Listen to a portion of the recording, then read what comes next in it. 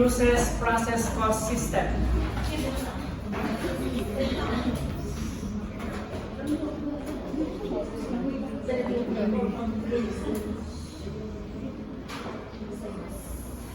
Its manufacturing operation is carried in two departments, the machining and the finishing departments.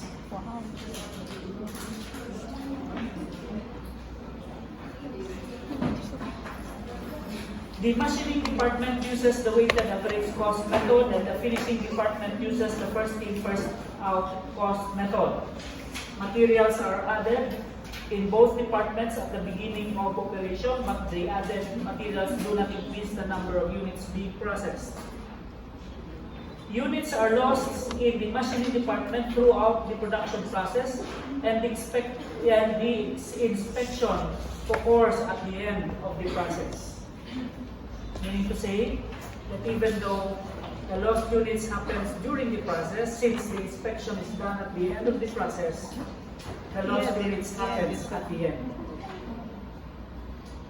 The lost units have no scrap value and are considered to be normal.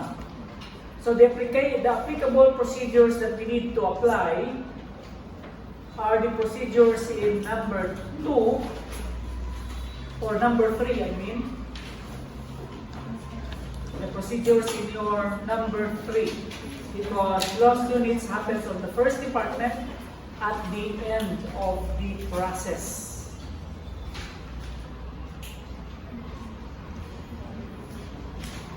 Okay, production statistics for July show the following data.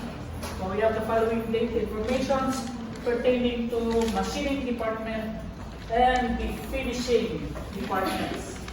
So the very first item that we need to prepare is your quantity schedule.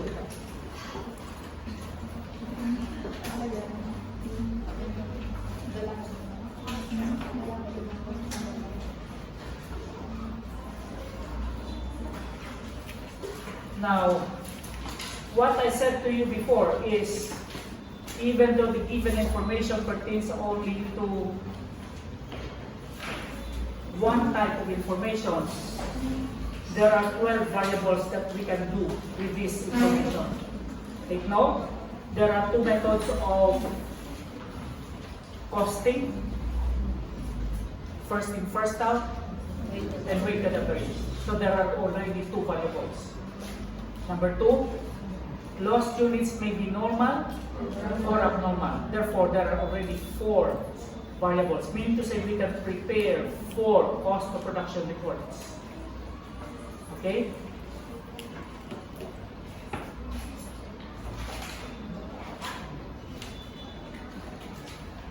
Four.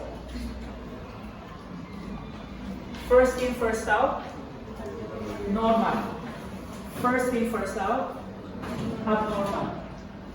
Weighted average, normal. Weighted average, abnormal. Okay? Now, lost units may happen at the start of the process or at the end of the process.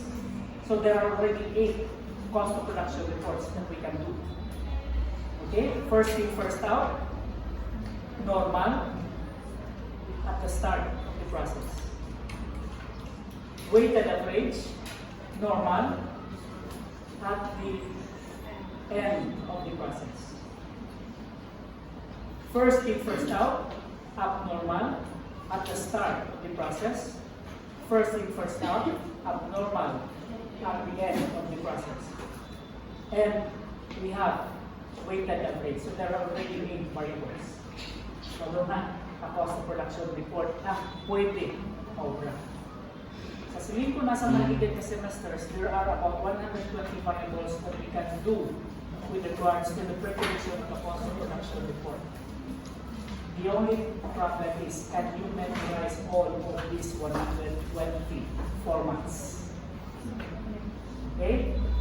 The procedure that I gave you last Monday will help you memorize the 120 formats. It lies on the 5 procedures that I gave you. Okay? So we have the given information. So the first item that we need to prepare is the cost of production report quantity schedule pertaining to machining departments. And since there are 2 departments, ang possibilities na 120 kit. Isa sa machining, isa sa finishing department. Okay, quantity schedule. Since the problem says to prepare the cost of production report for the quantities for the machining department using weighted average, mabra kita sa weighted average.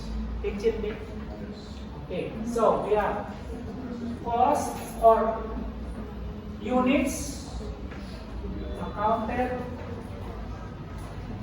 for in process beginning started in process.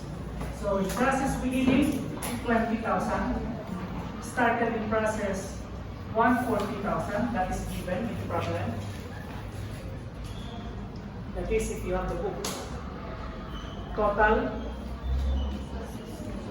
160,000. These are the total number of units that we need to account for. Weighted average, completed and transferred 100. Okay? In process ending 40 and lost units normal 20. Total 160,000.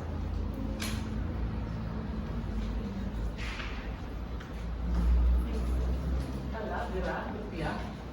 Pagkabon sa balay daw, ipupulong mo nga muna na yung tsura yan. Kaya nagsiling din ako, na basta ganing nag-explain ako dali sa blackboard, no kaya katupyan. Nagkakol mo, tuwaan mo ko video, kay post mo sa Spotify.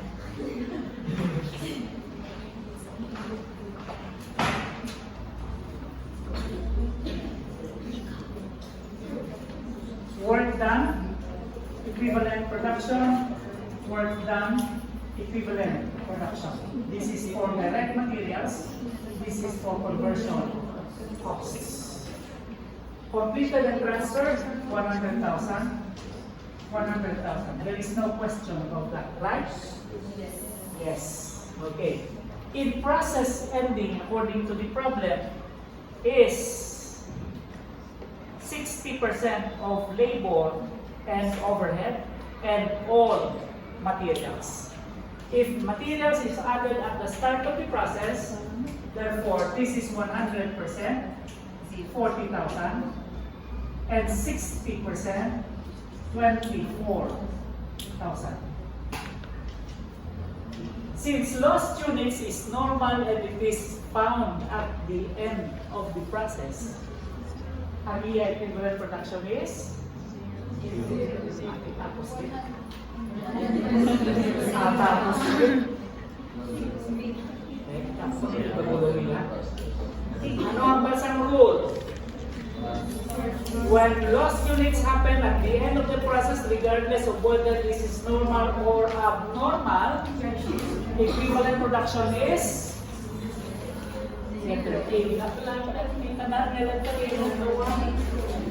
Zero. 100. when it is found at the end of the process. Lost units happen at the end of the process. Pila? 100%. In terms of materials and in terms of conversion costs. We are now applying the rules or the procedures. Therefore, we have 160 and 144,000 equivalent production. Okay? Units to be accounted for. Units as accounted for. Cost analysis schedule. Direct materials, conversion costs. In process beginning, ay sa naman niya sa mga nagramay ng sulat na. Hindi din ako masulat sa kristal, di sa likod. Hindi buto lang, buto ang balong sila nagramay ng process. Tungod, dahil kung weighted average, pag-prepare kita sa cost analysis, horizontal. Kung first in, first out, vertical ang presentation. So we have in process beginning plus cost added will give you total, and this total will be converted into per units. Okay.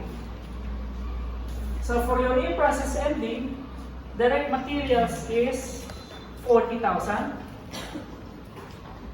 Given na, aras problem na. The conversion costs 32,000.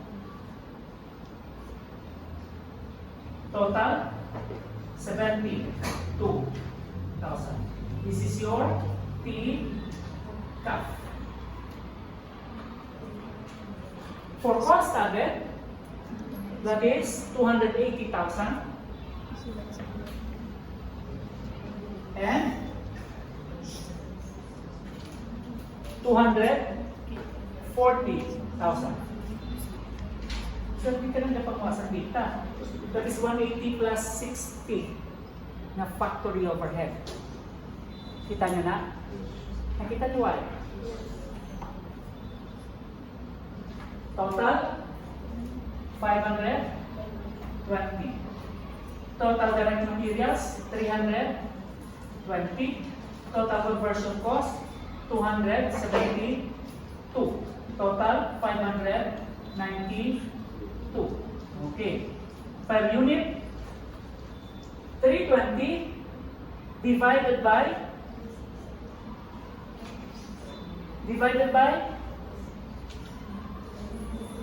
sinugan yung kulang. Tao, kabato ko yung nagwapo ako, hari problem ang nagtawa. 320 divided by 160, 2 pesos. 272 divided by 144. Let us use 6 decimal places. 1 point.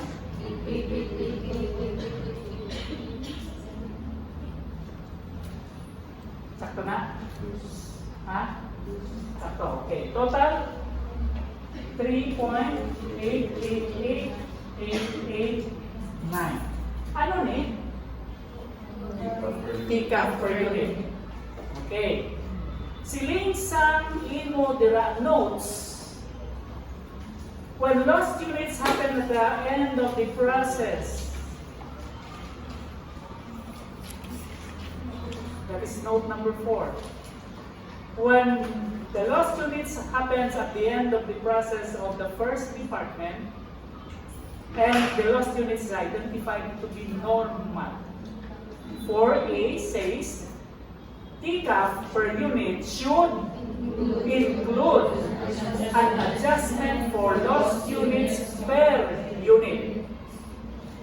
And the formula is actual lost units times unit cost this department divided by number of units of good output. Okay? And since we are using weighted average, good output is equal to completed and transferred units. Claro? Should include. Yan natin TCAF po. Ang TCAF na ini, mag-include na? Wala pa. Sutugaman na siya. Ano per U. That is 20,000 times 3.888889 divided by 100,000. Bilang 20,000, ari, lost units. Bilang 3.888889, this is the total units this department divided by the number of units, good, output, weighted average, completed, and transferred. 0.777778 total. 7666664. Sakto na? Ha? Sakto na? Okay. This is now your new T cap. Let's move on to rule number 4. Das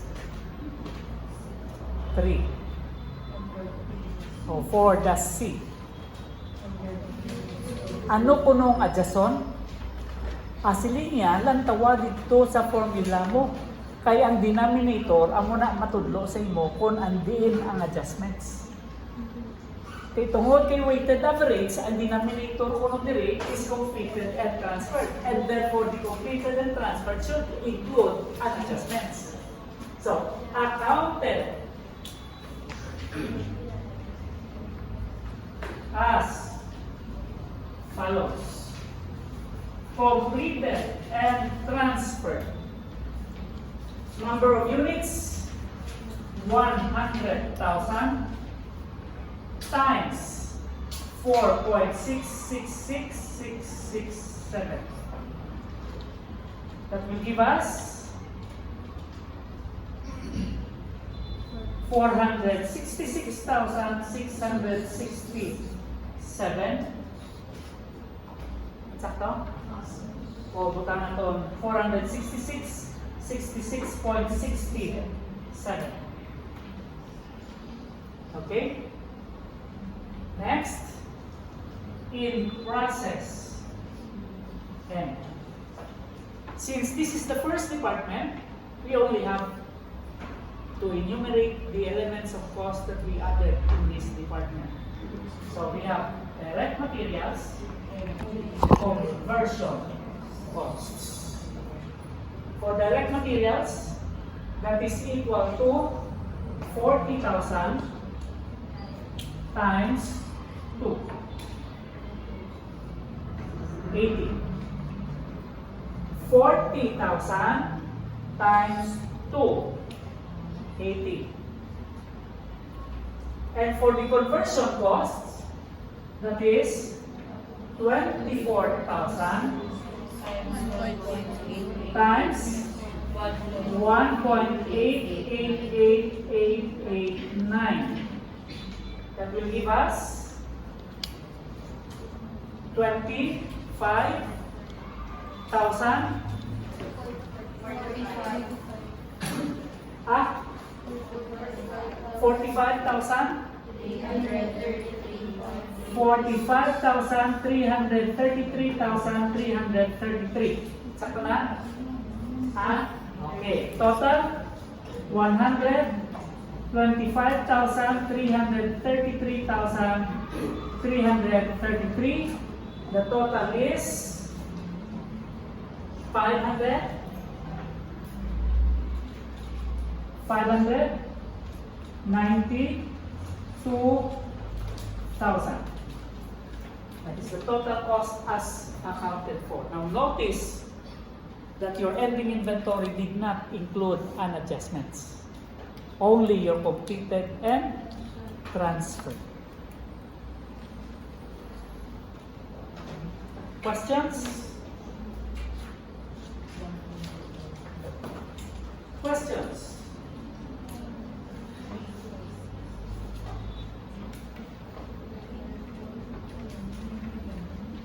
Okay, this is for the machining department. Let's move on to the finishing department.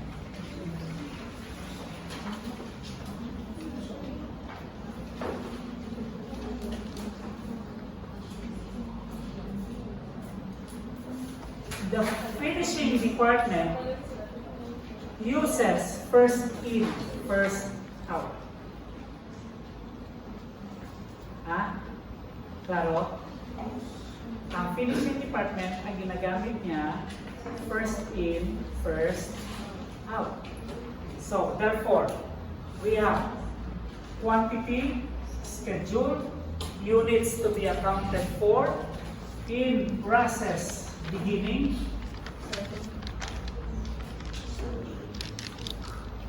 finishing department, 40,000. At receive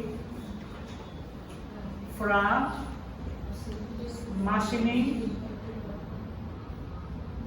department, 100,000. Total, 140,000. Accounted as follows.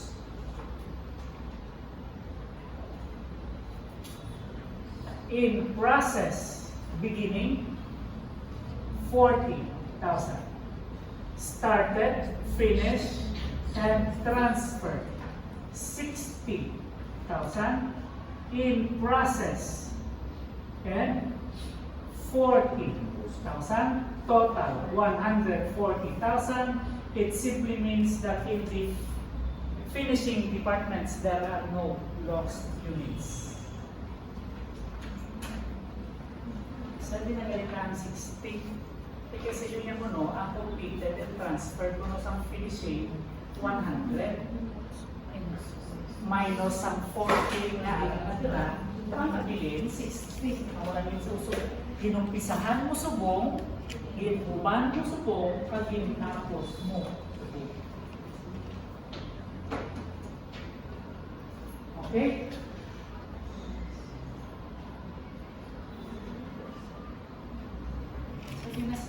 Just Cassandra. At kung natugin mo, divide ko na ito grade mo ha. 3, okay naman na.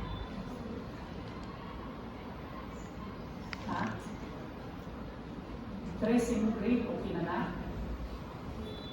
Divided by 2. Pasensya ka lang natin, kaya ang calculator ko, divide lang mo, wala yung multiply. Kung tuloy multiply ko na karoon 2, 6 yung grades. Diba isang grade na 6. So divide na.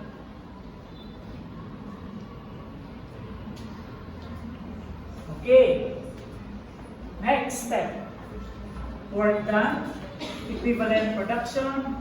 Work done, equivalent production. This is for direct materials. This is for conversion costs.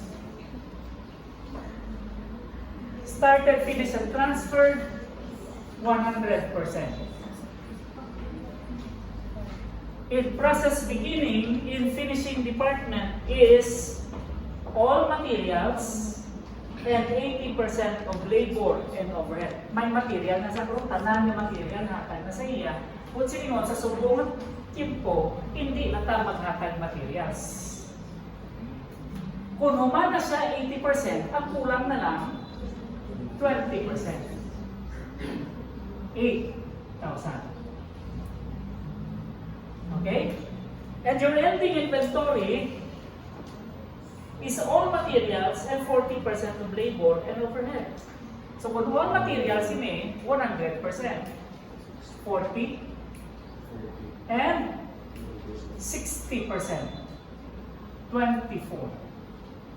Total 100,000. Total 92,000.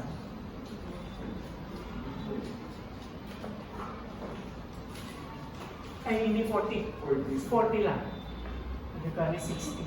This is 16,000. This will become 84,000.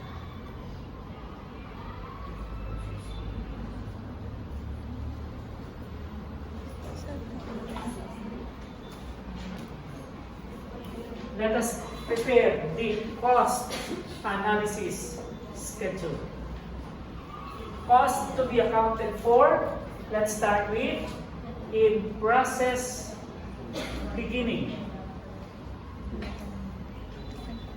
For your in process beginning finishing department, that is 110 plus 60 plus 40, that is 210.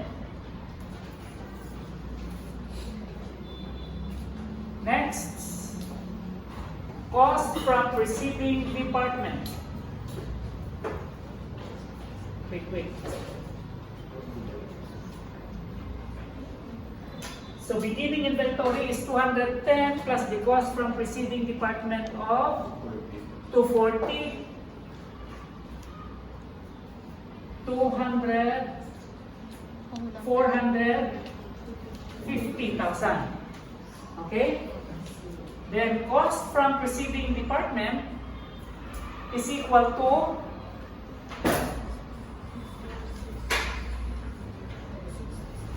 466,666.67.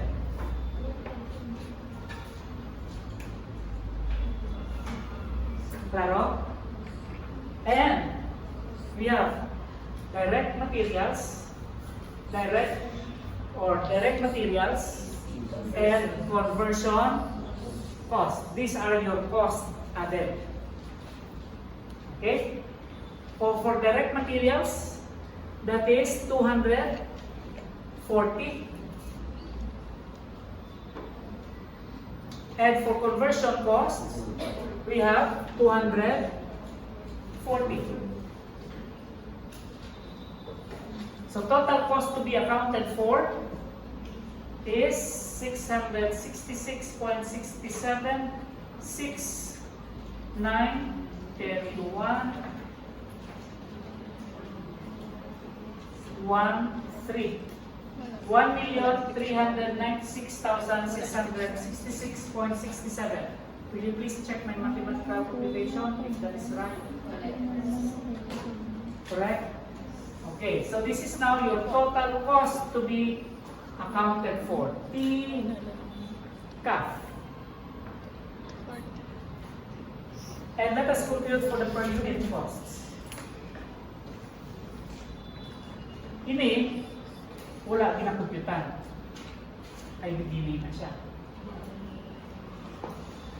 Ang CPD for 366.67 will be divided by tungod kay first in, first out, i-divide mo siya sa number of units received from receiving department. 100,000, that will give you 4.666667. Okay? For direct materials, that is 240 divided by 100. 240. For the conversion costs, that is 240 divided by 84. That will give you 2.857 2. 143. Okay. Total 0, 1, 8, 3, 1, 9, 9. 9.91381. There are no lost units. Therefore, there is no need for any adjustments. Let's start to account for the costs. Yes. 9.92. Okay. So let us account for the costs, starting with in process beginning. Cost last period. 450,000. Costs this period. Direct materials and conversion costs. For direct materials, that is 0. for conversion costs, that is 8,000 times 2.85714.3. 22,000 point 14. Okay, total 22,857.14. Total 472,857.14. That is now the cost of your in-process beginning considered complete. Next, started, finish, and transfer. That is 60,000 times 9.92381.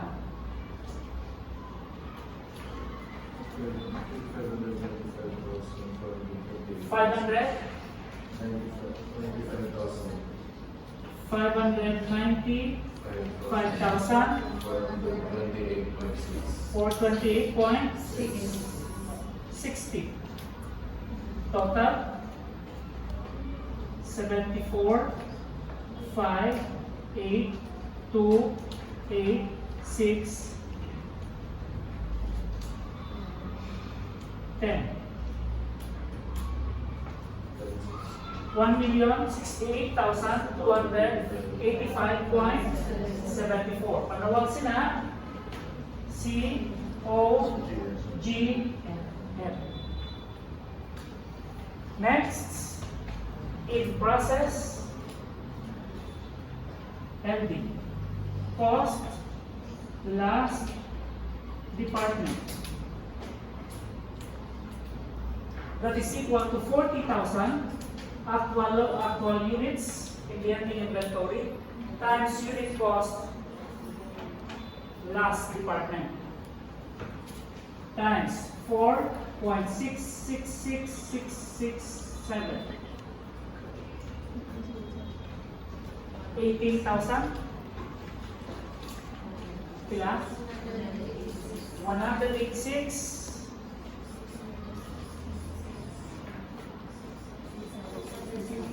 666.68.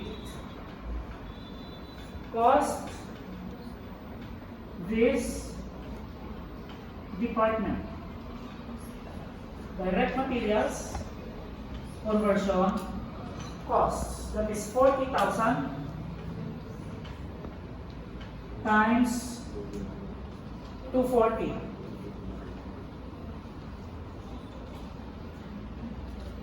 80,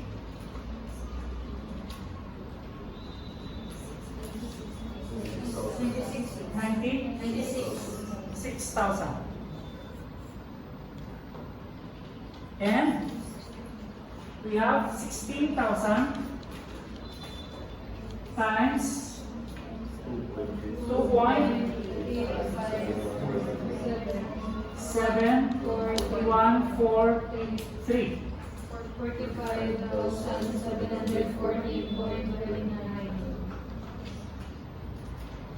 740.29. Total 714.29. This is 141,714.29. Add that to 186. That will give you 7, 8, 0, 300, 380, 328,380. Add that to your 1,068,000.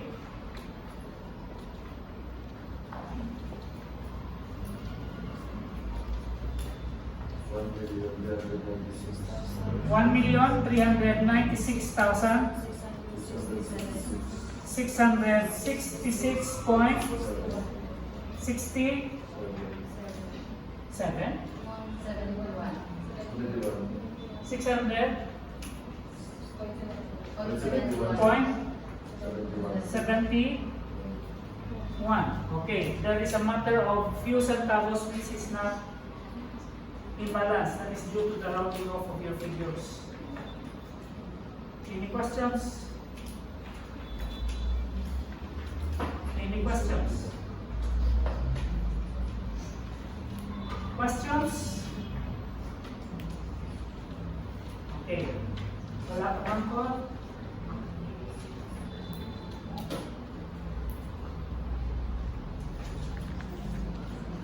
May pamangkot wala?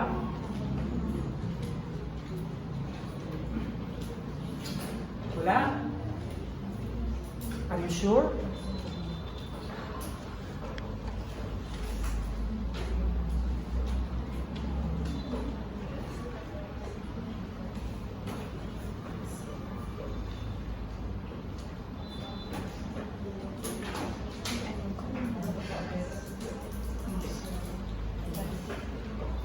Okay, here is what you're going to do.